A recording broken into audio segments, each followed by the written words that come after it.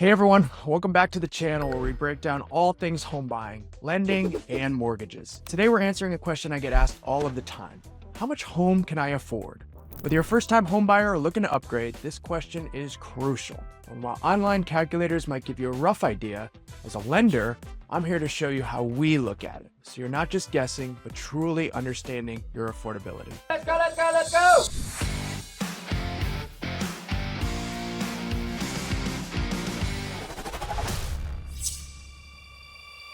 When you ask a lender, how much can I afford? We're looking at four main factors: your income, debt, credit score, and down payment. First up is your income. This topic can go so many different directions, but let's keep it simple. We take your gross monthly income, so that's your income before taxes and deductions, and use that to figure out how much of a mortgage payment you can handle. Most lenders like to keep your monthly housing payment at about 35 to 45% of your gross income. This includes the mortgage, property taxes, and insurances. There are a lot of caveats here, some worth mentioning. Are you self-employed? Are you part-time? If you're hourly, do your hours vary? Commission, tips, bonuses. If any of these non-traditional W-2 salary situations apply to you, hear me out. We'll likely need a solid 2-year history of employment, and calculating your income will definitely be case by case. So here's an example. If you're making $6,000 a month in income, simple math at 40% will bring us down to $2,400 of affordability. $8,000 will give us $3,200. This is called your housing debt to income ratio. Every loan product is a little bit different, so use this as a baseline. Remember, this percent needs to include your taxes and insurances. I think I get it. Next, we'll look at your debt. Do you have a car loan, student loans, personal loans, credit cards, boat, RV loans, child support, medical debt? I'm dying.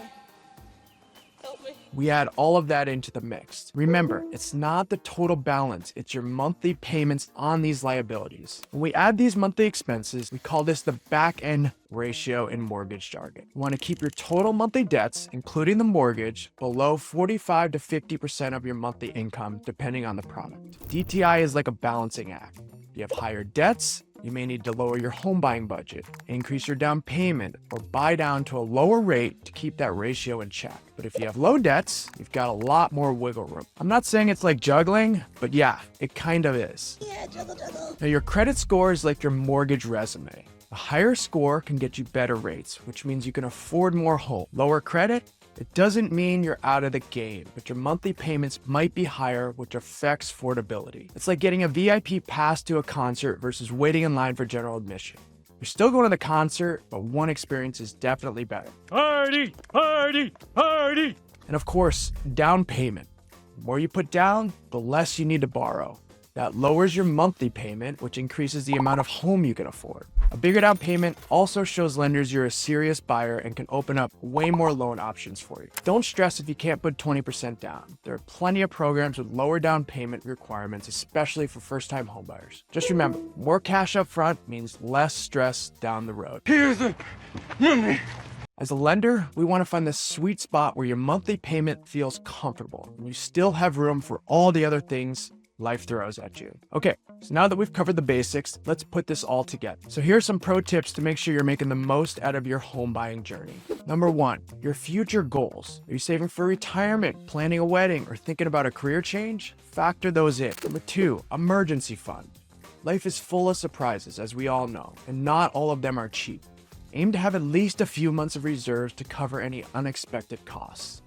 And lastly, lifestyle choices. A bigger house might mean sacrificing vacations, eating out, or any other hobbies that you enjoy so much. Let's give you a real life example. Say your gross household income is $8,000 a month, and you're comfortable with a housing payment around 40%. That's $3,200 all in a month for your house. As a lender, I'll run some quick numbers and determine you're looking at around $500,000. Planning to put 20% down, or $100,000, on a 30-year fixed mortgage. Let's assume an interest rate of 6.5%. Remember, this is all hypothetical. Do you have to put 20% down? No. Is your state tax accurate? No. Is your location's insurance more expensive or cheaper? Who knows? Will you get a 6.5% rate? Not relevant. Let's just work up some math. We'll use an average property tax rate of about 1% or $5,000 a year, and an average homeowner's insurance of $100 a month. In this case, your loan amount will be $400,000. which will yield a $2,528 principal and interest. But remember, it has to be all inclusive. So we've calculated $415 for taxes, $100 for insurance, for a grand total of $3,040 housing payment. That's under that $3,200 threshold, so we're looking good so far. Next, we'd factor in your debts. Make sure you have enough in savings for closing costs. That's exactly how we dial in your affordability. I'll keep that in mind. Want to go lower in payment? Great, we adjust. Want to go higher? Great, we adjust again. I'm pulling levers for you the whole time and guiding you into what works for you and your family. So how much home can you afford? It's not about maxing out your budget. It's about finding the balance that lets you live your best life and own your dream home. This should not be some stressful situation that will give you anxiety. I just want to get to know you and your family, and at the very least, find a nice baseline for you.